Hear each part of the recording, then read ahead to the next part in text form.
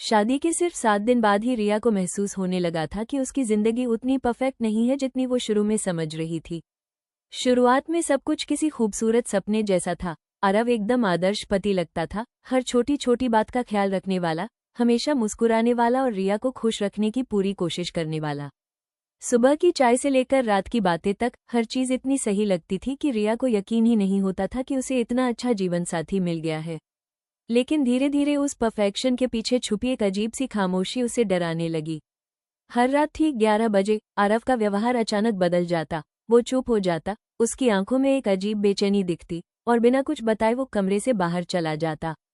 पहले रिया ने इसे नजरअंदाज किया, खुद को समझाया कि शायद काम का दबाव होगा, लेकिन जब ये सिलसिला हर रात दोहराने लगा तो उसके मन में डर और शक दोनों गहराने लगे। 7 दिनों तक खुद को समझाने के बाद आखिरकार रिया ने तय किया कि अब वो सच जानकर ही रहेगी। उस रात जैसे ही घड़ी ने 11 बजाए, आरव फिर से उठकर बाहर गया और इस बार रिया चुपचाप उसके पीछे पीछे चल दी। घर में अजीब सी खामोशी थी, दीवारों पर पड़ती हल्की पीली रोशनी सब कुछ और भी डरावना बना रही थी। आरव घर के उस हिस्से में पहुंचा जहां रिया कभी नहीं गई थी। वहां एक पुराना कमरा था जिसका दरवाजा हमेशा बंद रहता था। रिया ने पहले भी इसके बारे में पूछा था, लेकिन आरव ने उसे कभी अंदर जाने नहीं दिया। उस रात उसने चारों तरफ देखा, जैसे वो किसी से छुप रहा हो, फिर जेब से चाबी निकालकर धीरे से दरवाजा खोल दिया। दरवाजा खुलते ही अंदर से ठंडी हवा का झोंका आया और रिया का दिल जैसे थम गया। उसने धीरे से आगे बढ़कर अंदर झांका और जो उसने देखा उसने उसकी पूरी दुनिया हिला दी। कमरे की दीवारों पर हर तरफ उसकी ही तस्वीरें लगी थी, लेकिन ये तस्वीरें सामान्य नहीं थी, ये छुपकर खींची गई थी, उसकी रोजमर्रा की जिंदगी के हर पल की, ऑफिस जाते हुए, बाजार में, यहाँ तक कि उसके अपने घर के अंदर की भी। रिया अभी इस सच्चाई को समझ ही रही थी कि तभी पीछे से दरवाजा बंद होने की आवाज आई। उसने डरते हुए पीछे मुड़कर देखा, आरव वहीं खड़ा था, लेकिन इस बार उसकी आंखों में वो प्यार नहीं था जो रिया ने अब तक देखा था। उसकी जगह एक अजीब सा पागलपन और ठंडापन था। वो धीरे धीरे मुस्कुराया और बोला कि वो रिया को बहुत पहले से जानता है, पिछले 2 सालों से उसे देख रहा है, उसका पीछा कर रहा है, उसकी हर आदत, हर रास्ता उसे याद है। रिया का शरीर कांपने लगा, उसकी आंखों में डर साफ दिख रहा था।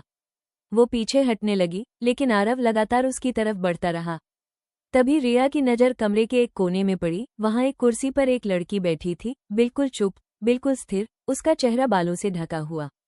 रिया का गला सूख गया। जब उसने कांपती आवाज में पूछा कि वो कौन है, तो आरव ने बेहद शांत लहजे में कहा, वो मेरी पहली पसंद थी, लेकिन उसने मुझे समझा नहीं, इसलिए अब वो हमेशा के लिए यही है। ये सुनकर रिया के पैरों तले जमीन खिसक गई।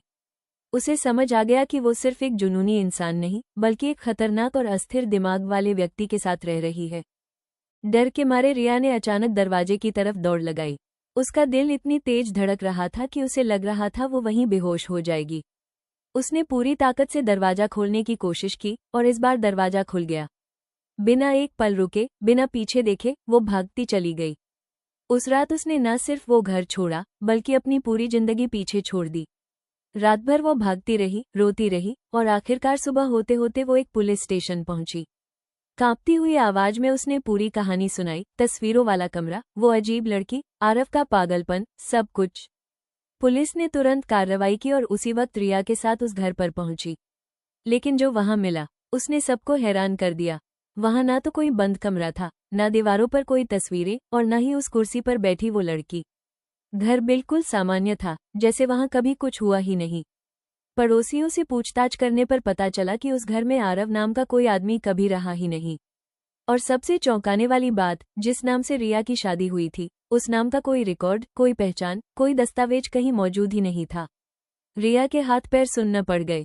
उसे समझ नहीं आ रहा था कि वो जिस इंसान के साथ पिछले 7 दिन से रह रही थी, वो आखिर था कौन। पुलिस ने मामले की जांच शुरू की, लेकिन कोई सबूत नहीं मिला। धीरे धीरे केस ठंडा पड़ गया और सबने इसे रिया का भ्रम या मानसिक तनाव मान लिया। लेकिन रिया जानती थी, जो उसने देखा था वो सच था। कुछ महीनों बाद, जब रिया अपनी जिंदगी को फिर से संभालने की कोशिश कर रही थी, एक दिन उसे एक अनजान नंबर से एक पार्सल मिला। हाथ कांपते हुए उसने वो पैकेट खोला और अंदर जो था, उसे देखकर उसकी सांसें थम गईं। वो उसकी एक तस्वीर थी, जो उसी दिन की थी, जब वो पुलिस स्टेशन गई थी। तस्वीर के पीछे बस एक लाइन लिखी थी, मैं अभी भी तुम्हें देख रहा हूँ। उस पल रिया को समझ आ गया कि वो उस रात उससे बच तो गई थी, लेकिन उससे छूट नहीं पाई थी, और शायद अब वो कभी भी सुरक्षित नहीं थी।